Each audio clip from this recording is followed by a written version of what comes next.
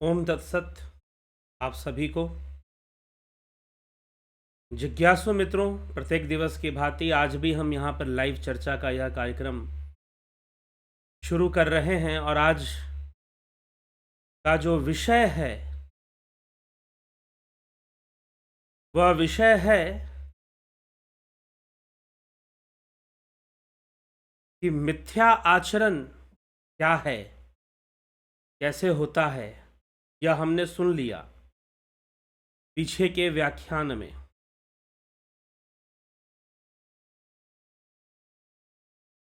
लेकिन विषयों का भोग अनासक्ति पूर्वक कैसे होता है, स्थिर बुद्धि से भोग होता है।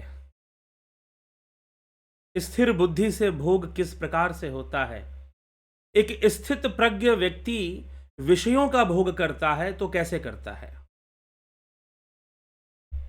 वह तो विषयों का भोग करेगा ही नहीं, क्योंकि वह तो स्थिर बुद्धि है। लेकिन फिर भी वह संसार में रहते हुए अपने सारे कर्मों को अनासक्त भाव से करता है। भगवान श्री कृष्ण यहां जो विचार दे रहे हैं, यहां जो बात समझाने वाले हैं, वह जो बात है निश्चय ही बहुत गूढ़ है, बहुत ही गूढ़ है। और वो स्वयं की अवस्था ही बता रहे हैं, जैसी उनकी खुद की अवस्था है वैसे ही चर्चा कर रहे हैं। यद्यपि कथाओं में ऐसे बहुत सारी कथाएं आती हैं जहां से हमें इसका प्रमाण प्राप्त होता है कि जीवन ऐसा भी हो सकता है क्या। जी हां, कि कोई व्यक्ति विषय भोग करते हुए भी उसमें तनिक भी आसक्त ना हो, युक्त ना हो, उसमें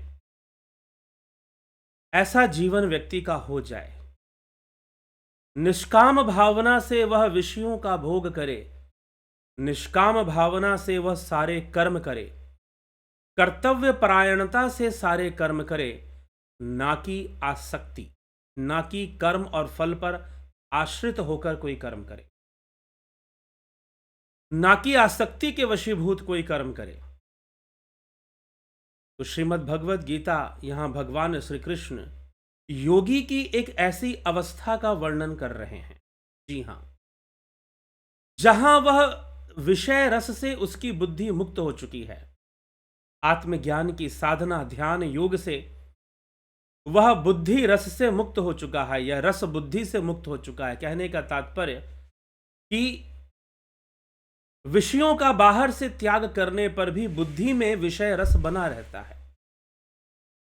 लेकिन जो स्थित प्रज्ञ योगी है, स्थिर बुद्धि योगी है, वह संपूर्ण विषयों का भोग करने पर भी उसकी बुद्धि में विषय रस नहीं बनता। दूसरी ओर अब यहां पर दो प्रकार की बातें हैं, दो प्रकार की बातें हैं, दो प्रकार के लोग हैं। दो प्रकार के लोग कौन हैं? एक प्रकार के ऐसे लोग हैं जो बाहर से विषयों का त्याग कर देते हैं, लेकिन उनकी बुद्धि में विषय रस रहता है। और वैसे लोग, उनकी संभावना है कि जैसे ही विषयों का ध्यान होगा उनका पतन हो सकता है। ध्यायतो विषयान पुंस संगस्तेषुपजायते, संगात संजायते कामा, कामादो क्रोधो अभिजायते, क्रोधाद भवति सम्मोह, सम्मोहात स्मृति विभ्रम, स्मृति भ्रंशाद बुद्धिनाशो, बुद्धिनाशात प्रणश्यति। तो विषयों का ध्यान करने से विषयों का संग होता है, उसमें आसक्ति होती है, कामना उत्पन्न होती है, कामना पूर्ण ना होने से क्रोध होता है, क्रोध में बुद्धि सम्मोहित हो जाती है, स्मृति भ्रम हो जाता है, स्मृति भ्रम होने से बुद्धि का नाश होता है, और बुद्धि का नाश होने से जीव का भी विनाश होता है, बुद्धि का भी पतन होता है, उस जीव का, उस व्यक्ति का भी पतन हो जाता है। यह सारी प्रक्रिया भगवान कृष्ण अर्जुन को समझा रहे हैं कि एक साइकोलॉजिकल प्रोसेस है, एक मनोवैज्ञानिक सिस्टम है, एक सीक्वेंस है कि इस तरह से बुद्धि भ्रमित हो जाती है जब वो क्रोध से सम्मोहित हो जाए, मोह से सम्मोहित हो जाए, अहंकार से सम्मोहित हो जाए, तो उसका विनाश हो जाता है, बुद्धि का नाश हो जाता है, फिर बुद्धि काम नहीं करती।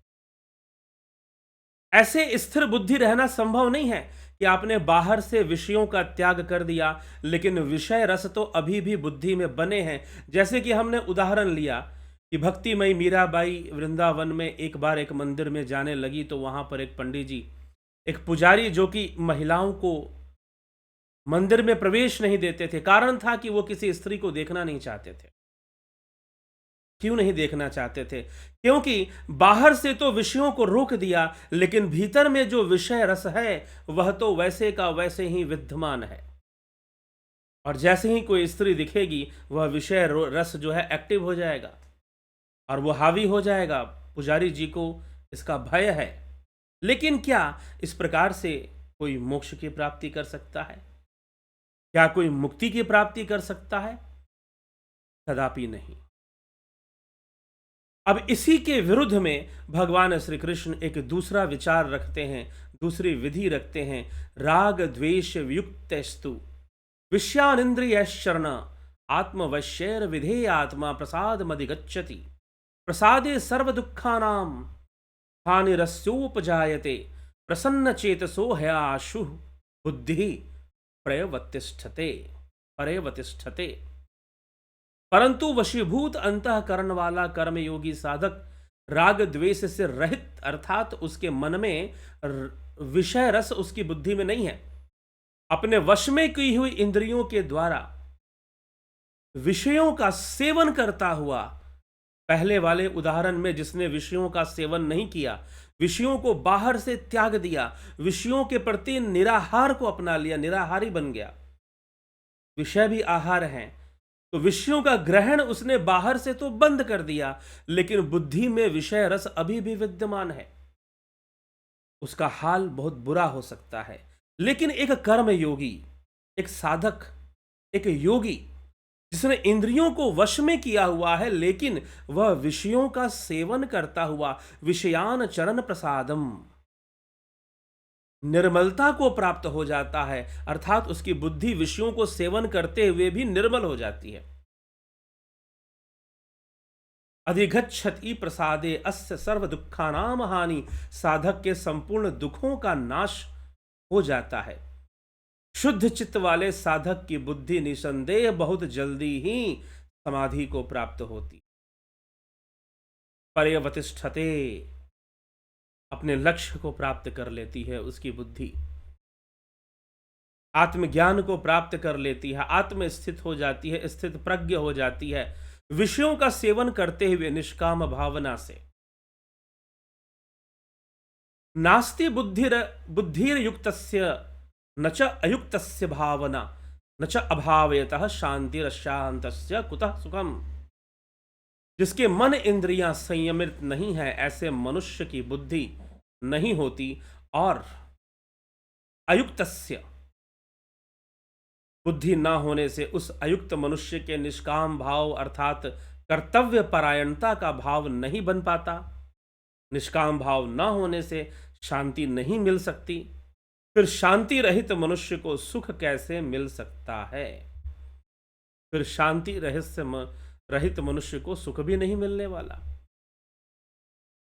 तो एक तरफ एक योगी है जो कि विषयों का सेवन करते हुए भी वह स्थिर बुद्धि को प्राप्त करता है, इंद्रियों को वश में रखकर, अपने इमोशंस को, अपने थॉट्स को, अपने विचारों को अपने कंट्रोल में रखकर एक योगी विषयों का सेवन भी करता है, तो भी उसका कोई नुकसान नहीं होता है, क्योंकि वह निष्काम भावना से अपने कर्म करता है, सकाम भाव से नहीं करता, कर्म फल पर आश्रित होकर नहीं करता, कर्म फल की भावना से या कामना से मुक्त होकर करता है। और जब वो इस प्रकार से कर्म करता है तो निश्चय ही उसे सफलता मिलती है और उसका कर्म भी सफल होता है। वह अपने कर्तव्य परायणता को पूर्ण कर लेता है निष्काम भावना से। ऐसे बहुत सारे योगी हुए इस संसार में, ऐसे बहुत सारे योगी हुए, संत महापुरुष हुए जो धरती पर आए उन्होंने बहुत प्रकार से कर्म किए। श्री रामचंद्र जी भी उसी वैराग्यपूर्ण ढंग से अपने कर्मों को कर रहे हैं। स्वयं श्री कृष्ण भगवान और बाद में भी ऐसे कर्म योगी हुए जो निष्काम भावना से कर्म करते गए, कर्मों की आवश्यकता को समझकर बाहरी बाहरी त्याग और बाहरी वैराग्य का आडंबर उन्होंने नहीं किया। ऐसे ही एक गुरु हुए मच्छिंद्र नाथ, भगवान मच्छिंद्र नाथ। कहते हैं कि एक बार उन्होंने विवाह कर लिया, वो तिरिया राज में गए और विवाह कर लिया। तो उनके जो शिष्य थे गोरखनाथ और बहुत जो शिष्य समुदाय था उनको बहुत संशय हुआ कि ये क्या। लेकिन एक स्थित प्रज्ञ योगी, एक सिद्ध योगी जिसने अपने बुद्धि में विषय रस को खत्म कर दिया है, मात्र बाहर से विषयों का सेवन कर्तव्य परायणता हेतु कर रहा है, निष्काम भावना से कर्म करते हुए कर्तव्य को निभा रहा है, हम बाहर से देखकर यह नहीं कह सकते कि वो भोगी है। वह योगी ही है, योग ही उसके जीवन का लक्ष्य है, वह योग ही कर रहा है। ऐसी बहुत सारी कथाएं आती हैं। एक सुंदर कथा मैंने कहीं पर सुनी थी कि एक बार एक राजा था। राजा राजभोग में रहता था, उसकी 3 पत्नियां थीं और राजपाट में रहता था, लेकिन उसका सारा मन जो है परमात्मा में लगा रहता था। वो सोचता था, मंदिर जब जाता तो मंदिर के पुजारी को देखकर सोचता, ये पुजारी कितने भाग्यशाली हैं कि यह पूजा पाठ के कर्म में लगे रहते हैं, हमेशा ईश्वर के चिंतन में और परमात्मा के ध्यान में रहते हैं, और मैं तो इस प्रकार से राजपाट में लिप्त रहता हूँ। यद्यपि मैं उनमें मन तो नहीं लगाता, लेकिन फिर भी मैं उसी में रहता हूँ, मुझे जरूर नरक मिलेगा और इनको जरूर स्वर्ग मिलेगा। राजा इसी प्रकार से परमात्मा के चिंतन में ही अपने सारे कर्म करता, और वह पुजारी सोचता राजा को देख कर कि देखो इसे कितना सुख है, इसकी 3 पत्नियां हैं, नौकर चाकर सैनिक, धन बल सब कुछ तो है इसके पास, और मैं यहां पर सारा दिन, इतनी उम्र मैंने बिता दी भगवान के पूजा पाठ, उनके स्मरण भक्ति में, और मुझे आज तक क्या प्राप्त हुआ, मुझे आज तक क्या मिला। तो पुजारी का जो ध्यान है विषय रस में है, उसका विषय रस खत्म नहीं हुआ, लेकिन राजा का निष्काम भावना से कर्म करने के कारण, निष्काम कर्म योग कर रहा है राजा, इसलिए उसका विषय रस नष्ट हो गया। विषय रस उसका नष्ट हो जाता है, और वह राजा, कहते हैं कि जब मृत्यु होती है, कथा आती है कि उसे स्वयं भगवान लेने आते हैं वैकुंठ से, और उस पुजारी को नरक के दूत लेने आते हैं, यमराज के दूत लेने आते हैं, बलपूर्वक उसे ले जाते हैं कि तेरी आसक्ति अभी खत्म नहीं हुई। तो ये बड़ा ही विचित्र सा खेल है, बड़ा ही विचित्र सा खेल है। कई बार जो हमें बाहर से बहुत अधिक साधु दिखाई दे रहा है, अनासक्त दिखाई दे रहा है, कई बार वही बहुत बड़ी बड़ी आसक्तियों से घिरा रहता है, और कई बार जो बिल्कुल साधारण दिखाई दे रहा है वो अंदर ही अंदर अपने योग को सिद्ध कर चुका होता है, वह योग मार्ग पर आगे बढ़ चुका होता है। तो इसलिए हमें बहुत गंभीरता से विचार करने की आवश्यकता है, आवश्यकता है। कर्दम ऋषि एक ऋषि हुए, उन्होंने बहुत कठोर तपस्या की, लेकिन देवताओं की इच्छा थी, ब्रह्मदेव ब्रह्मा जी की इच्छा थी कि वो परिवार को बसाएं और संतान की उत्पत्ति करें। तब कहते हैं कि कर्दम ऋषि जो थे उनकी तो इच्छा थी, लेकिन वो उनकी इच्छा थी कि वो समाधि में लीन हो जाए, परमधाम को प्राप्त कर लें। लेकिन भगवान उनसे कहते हैं कि नहीं, यह भी कर्तव्य जरूरी है, आप विवाह कीजिए और परिवार को बसाइए, और आपके माध्यम से मैं भी शरीर धारण करूंगा। और तब कर्दम ऋषि विवाह करते हैं। श्रीमद् भागवत महापुराण में उनकी कथा आती है। वो अपनी पत्नी के संग, देवहूति, महाराज मनु की पुत्री देवहूति से उनका विवाह होता है और वह अपनी पत्नी के संग बहुत विहार करते हैं। विहार करने के बाद उनका पुत्र और कई कन्याएं होती हैं, और एक पुत्र जो कि कपिल मुनि के नाम से विख्यात होते हैं। और कर्दम ऋषि अपने कर्तव्य की पालना करने के बाद पुनः समाधि में लीन होने चल पड़ते हैं। तो माता देवहूति को बहुत ही मोह उत्पन्न होता है।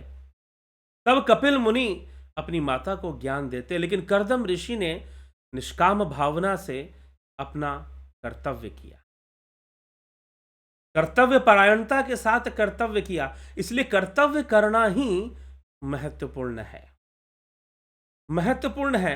भगवान श्री कृष्ण अर्जुन को वो बातें समझा रहे हैं जो अर्जुन नहीं समझता है। अर्जुन समझता है कि उसके सामने उसके गुरुदेव द्रोणाचार्य खड़े हैं, कृपाचार्य खड़े हैं, उसके सामने उसके भीष्म पितामह खड़े हैं जो उसके पितामह हैं, प्रिय हैं, और उसका पूरा कुटुंब खड़ा है। वो कहता है कि मैं आजीवन भिक्षा मांगकर जीवन व्यतीत कर दूंगा, लेकिन मुझसे यह युद्ध नहीं हो पाएगा। अर्जुन समझता है कि मैं भिक्षा मांगकर अपना जीवन व्यतीत करूंगा और युद्ध नहीं करूंगा तो शायद मैं बहुत महान गिना जाऊंगा, शायद मैं बहुत सही माना जाऊंगा, बहुत उचित होगा मेरे लिए, और आने वाला इतिहास मेरी प्रशंसा करेगा कि देखो ये कितना शांत स्वभाव का आदमी था, कितना अहिंसक प्रवृत्ति का व्यक्ति था, किसने अपने पूरे भाइयों को मरवा लिया लेकिन युद्ध नहीं किया। युद्ध तो होना ही था, भले अर्जुन युद्ध भूमि छोड़ दे, युद्ध तो फिर भी होना था।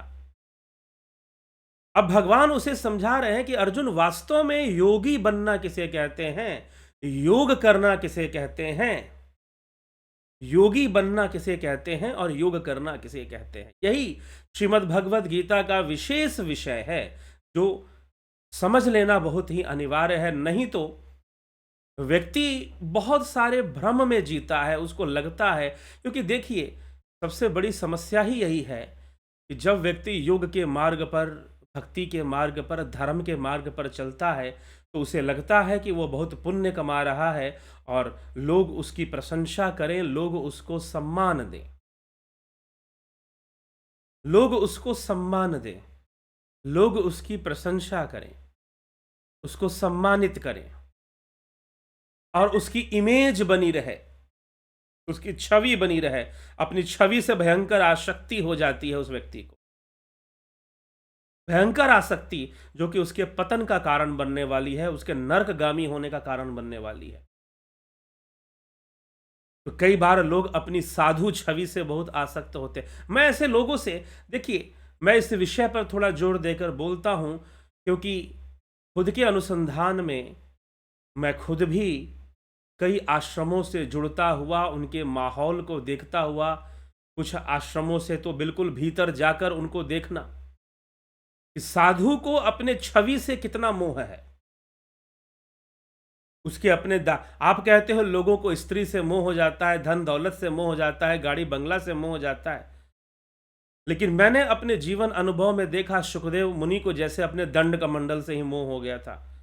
राजा जनक का पूरा घर जल गया, महल जल गया, लेकिन वो दंड कमंडल जलने लगा तो भाग पड़े आध्यात्मिक चर्चा, तत्व चर्चा छोड़कर।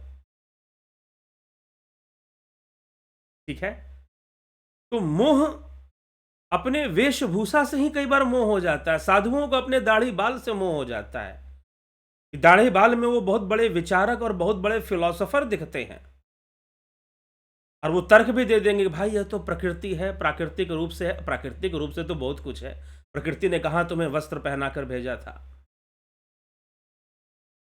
प्राकृतिक रूप से तो बहुत कुछ है, लेकिन समाज को दृष्टि में रखकर, आध्यात्म को दृष्टि में रखकर बहुत सारे नियम भी बनाए जाते हैं। तो ऐसे ऐसे लोग होते हैं, ऐसे ऐसे आपको मिल जाएंगे लोग कार्य करते हुए, जिनको परम आसक्ति उनको अपने साधु वेश से ही हो जाएगा। और रही बात पदवी की आसक्ति तो और भयानक होती है, कुर्सी की आसक्ति। मठाधीशों को, बड़े बड़े साधुओं को भी अपने पद से भयंकर आसक्ति हो जाती है, ऐसा भी देखने में आता है। तो कहने का तात्पर्य यह, भगवान कृष्ण जीवन का यथार्थ समझा रहे हैं कि हे अर्जुन, ऐसा हो सकता है। मैं आपको कह रहा हूं कि ऐसा हो सकता है। कृष्ण ऐसा नहीं कह रहे, कृष्ण तो कह रहे हैं ऐसा होता है। कृष्ण कह रहे हैं कि भैया ऐसा ही होता है कि बाहर से जो विषयों का त्याग करके रखा हुआ है, निराहारस्य बन के रखा हुआ है, निराहारी बन के रखा हुआ है, बुद्धि में विषय रस बने रहते हैं। लेकिन जो स्थिर बुद्धि, स्थित प्रज्ञ जो योगी है, वह बाहर से सभी विषयों का सेवन करते हुए, ऐसा नहीं कि वह विषयों का सेवन करता है तो विषयों के सेवन के पीछे भाग रहा है। जी नहीं, बिल्कुल नहीं। वह किसी भी विषय के सेवन के पीछे भाग नहीं रहा है। प्राकृतिक रूप से या कर्तव्य के रूप में हो सकता है कि उसे विषय प्राप्त हो रहे हों। जैसे कर्दम ऋषि को मनुपुत्री देवहूति से विवाह करना पड़ा और संतान की उत्पत्ति भी करनी पड़ी, लेकिन यह सब कर्म, यह भोग विषय ही तो कर रहे हैं वो, लेकिन निष्काम भावना से कर रहे हैं, कर्तव्य परायणता के साथ कर रहे हैं। ये नहीं कि उसके लिए, उस भोग की प्राप्ति के लिए विचलित हो रहे हैं, बेचैन हो रहे हैं। वह तो उसके साथ होगा जो बाहर से त्याग देता है, बाहर से बहुत बड़ा त्यागी बन गया, बाहर से बहुत बड़ा महात्मा बन गया। लेकिन दुर्भाग्यपूर्ण है कि जो बाहर से महात्मा होता है उसी को समाज महात्मा मानता है, उसी की पूजा करता है। उनको लगता है कि शायद यही बहुत बड़ा महात्मा है। तो ऐसी विडंबना हो जाती है लोगों के साथ और यहीं पे भटकाव हो जाता है, क्योंकि कहीं ना कहीं हमारे मन में बहुत सारी अध्यात्म भी जगती है, तो बाहर से चीजों को देखकर जगती है। हम अंतर्मुखी नहीं होना चाहते, हम अंतर ज्ञान को नहीं प्राप्त करना चाहते हैं, और उससे हम परिभाषाओं को नहीं समझना चाहते हैं। आजकल योग की भी परिभाषाएं बहुत बदली हुई हैं, योग का भी बहुत अर्थ बदला हुआ है, परिवर्तित हो रखा है। तो हमें यह सब समझने की आवश्यकता है, विचार करने की आवश्यकता है कि योगी होने का वास्तविक अर्थ क्या है, मर्म क्या है। श्रीमद् भगवद गीता यहां पर क्या समझा रही है। मैं नहीं कह रहा हूं कि मैं ऐसा मानता हूं। एक बार सही से आंखें फाड़कर, आंखें खोलकर गीता पढ़ो। योग क्या है, योग का उद्देश्य क्या है। ठीक, तो योगी बनने का तात्पर्य क्या है। श्री कृष्ण अर्जुन को समझाते हैं कि जो इंद्रियों को वश में रखने वाला योगी, स्थित प्रज्ञ योगी, स्थिर बुद्धि योगी, विषयों का सेवन करते हुए भी इंद्रियों के वश में नहीं होता है। विषयों का सेवन करते हुए भी इंद्रियों के वश में नहीं होता है, और विषयों और इंद्रियों की जो प्यास है विषयों के प्रति, वह भी पूरी हो जाती है। इसलिए इंद्रियां उसके मन बुद्धि का हरण भी नहीं कर पाती हैं। कभी भी वो ऐसी विडंबना में नहीं पड़ता है कि इंद्रियों ने उसकी मन बुद्धि का हरण कर लिया। नहीं हो सकता ऐसा संभव। एक स्थित प्रज्ञ योगी वह होता है, वह अपनी कर्तव्य परायणता में, अपने कर्म में, जिस विषयों के प्रति उसकी रुचि ना हो उनको भी ग्रहण करता है, और जिन विषयों के प्रति रुचि हो उनको भी ग्रहण कर लेता है। मन लगना और नहीं लगने वाली कोई बात नहीं है। करना है तो करना है, कर्तव्य सामने आ गया है तो करना है, कर्तव्य सामने आ गया है तो करना है, इसका विकल्प है। यही तथ्य यहां भगवान श्री कृष्ण समझा रहे हैं कि अर्जुन, विषयों का सेवन करते हुए भी क्या कह रहे हैं इस श्लोक में, हम भली भांति इसको समझ ले। राग द्वेष युक्तस्तु विषयानि इंद्रिय शरण आत्मवश्यर विधेयात्मा कुविधेयात्मा, परंतु वशीभूत अंतःकरण वाले कर्मयोगी साधक राग द्वेष से रहित अपने वश में की हुई इंद्रियों के द्वारा विषयों को सेवन करता हुआ, इंद्रिय विषयान चरण प्रसादम अधिगच्छति प्रसादे अस्य सर्व दुखानाम हानि उपजायते प्रसन्न चेतसः बुद्धि ही आशु प्रयवतिष्ठते वतिष्ठते। क्या है, सेवन करता हुआ अंतःकरण की निर्मलता को प्राप्त हो जाता है। उसका निष्काम भावना से कर्म करने से भी अंतःकरण निर्मल हो जाता है। अंतःकरण की निर्मलता को प्राप्त होकर वह स्थित प्रज्ञता को प्राप्त होकर अपने परम लक्ष्य को प्राप्त कर जाता है। लेकिन बाहर से विषयों को त्याग कर, बाहर से साधु वेश धारण कर कर बुद्धि में विषय रस को रखने वाले निश्चय ही इंद्रियों के दमनकारी नीति के द्वारा उनका दमन होता है, उनका हरण होता है, और वह अपने इंद्रियों पर विजय नहीं प्राप्त कर सकते, एक समय पराजित होते रहते हैं। नास्ति बुद्धिर्युक्तस्य न च अयुक्तस्य भावना न च अभावेतः शांतिर शांतस्य कुतः सुखम।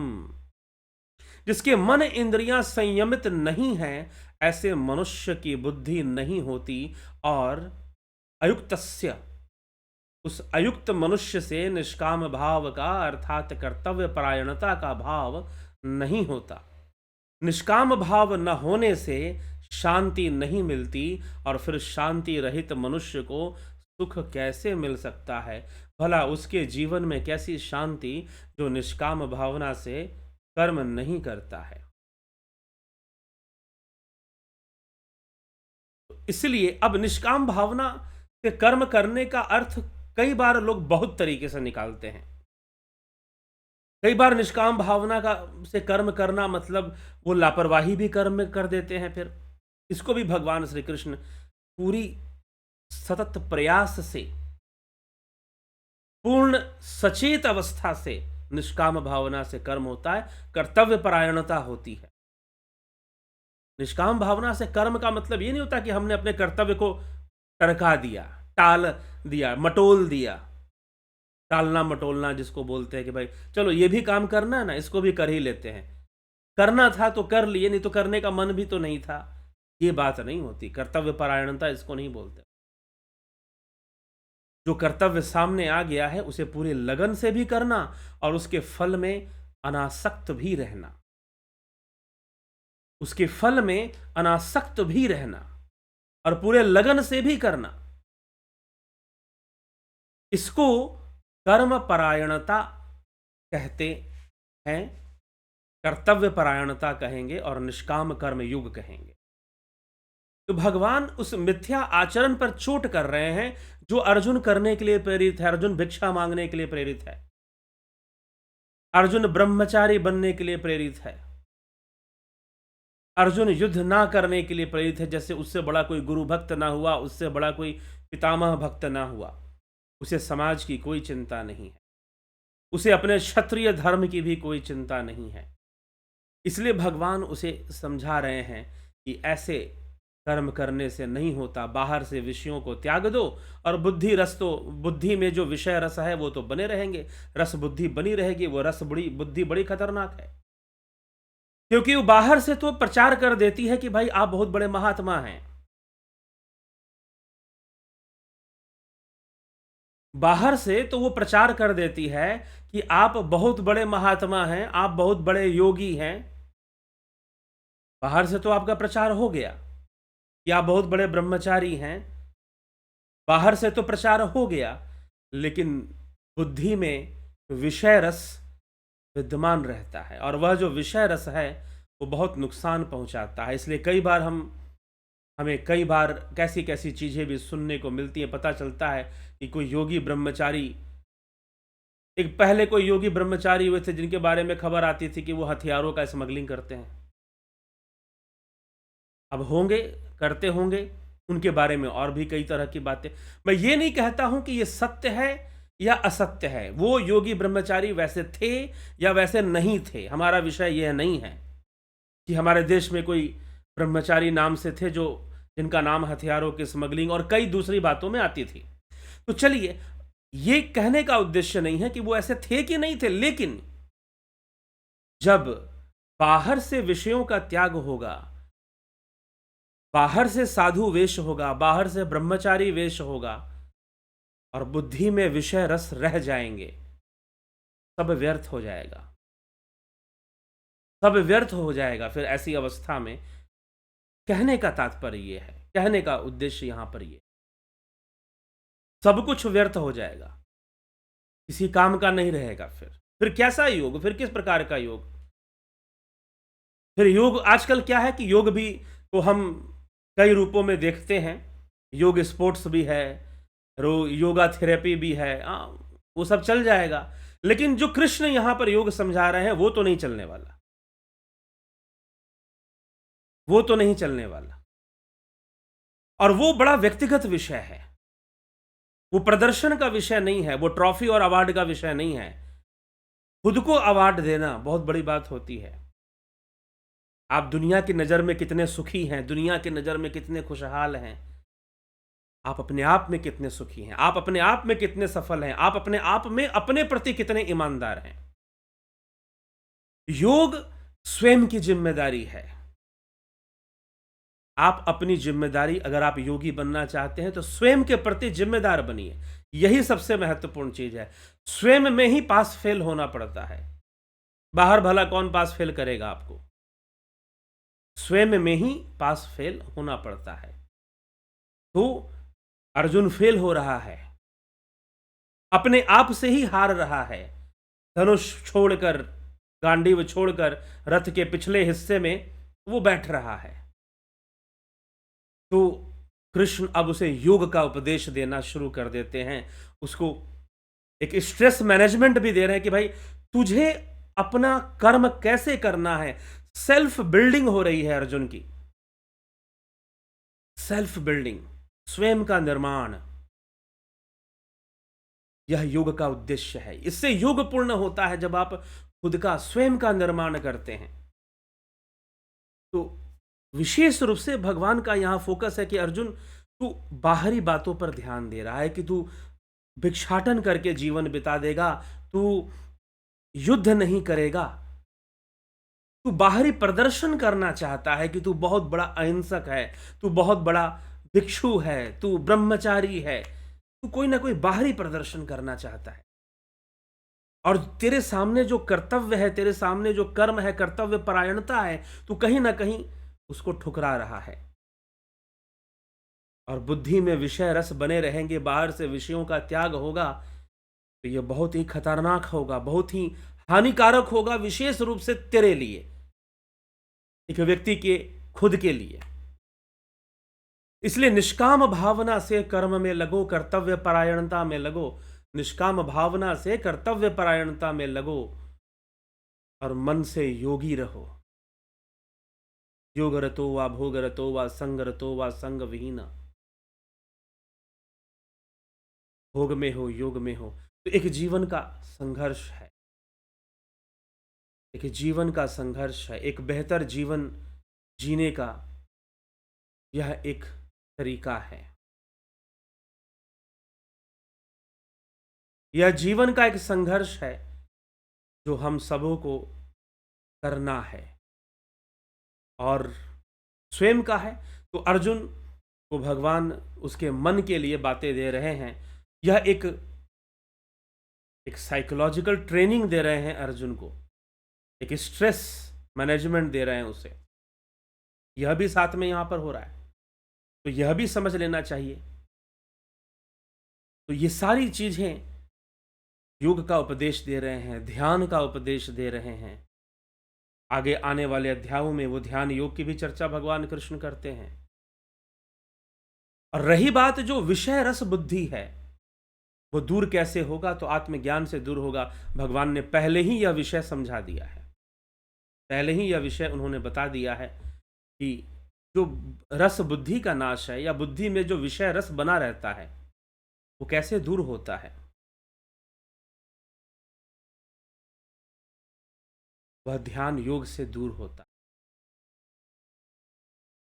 यततो है अपि कौन्तेय पुरुषस्य विपश्चित इंद्रियाणि प्रमाथि निहरन्ति प्रसभम मनः।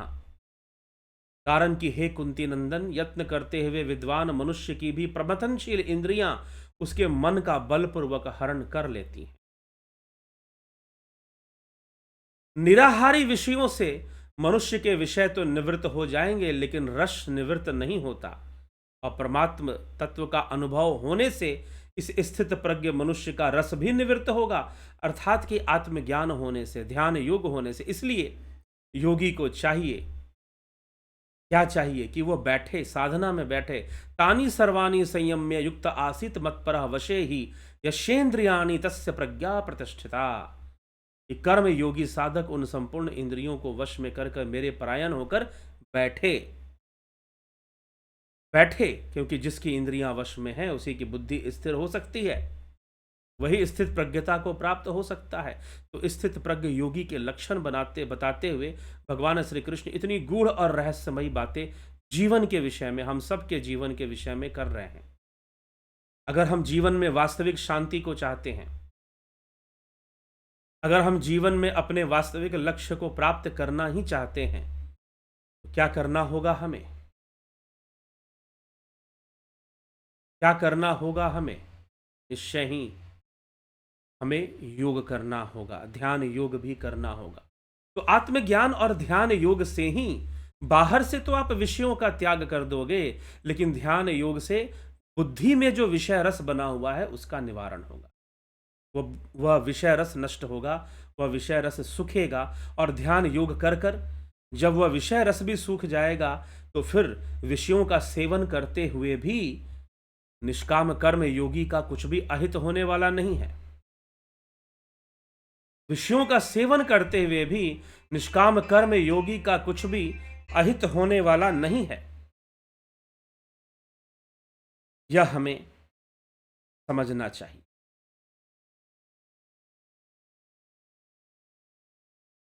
तो जिज्ञासुओं, इन सभी विषयों पर हम विचार करें। और भगवान इस श्लोक में जो आज की हमारी चर्चा है उसमें यही कह रहे हैं कि तुम्हें विषयों का सेवन करने से भी एक स्थित प्रज्ञ योगी का कुछ भी नहीं बिगड़ता है। वह विषयों का सेवन करते हुए भी उसकी बुद्धि विषय रस से मुक्त रहती, भोग करते हुए भी वह विषय भोग करते हुए भी वह उनसे निष्काम रहता है, उसमें कामना युक्त नहीं होता है, उनमें आसक्त नहीं होता है। तो हमें ऐसी ही समझ अपने भीतर पैदा करनी चाहिए, तभी हम जाकर अपना कल्याण कर पाएंगे और योग की अवस्था को प्राप्त कर पाएंगे, अपने आप को शांत कर पाएंगे, अपने जीवन को सुधार पाएंगे, अपने जीवन के समस्याओं का हम समाधान कर पाएंगे। ठीक है, तो तभी यह संभव है। तो जरूर ऐसा प्रयास करें और अपने जीवन का कल्याण करें। तो इसी के साथ विराम देते हैं और ध्यान योग का कोर्स जो कि शुरू होगा 20 दिसंबर से, साथ ही प्राकृतिक चिकित्सा का भी कोर्स शुरू होगा। आप ज्वाइन करना चाहते हैं जरूर ज्वाइन करें। और ध्यान योग के लिए आपको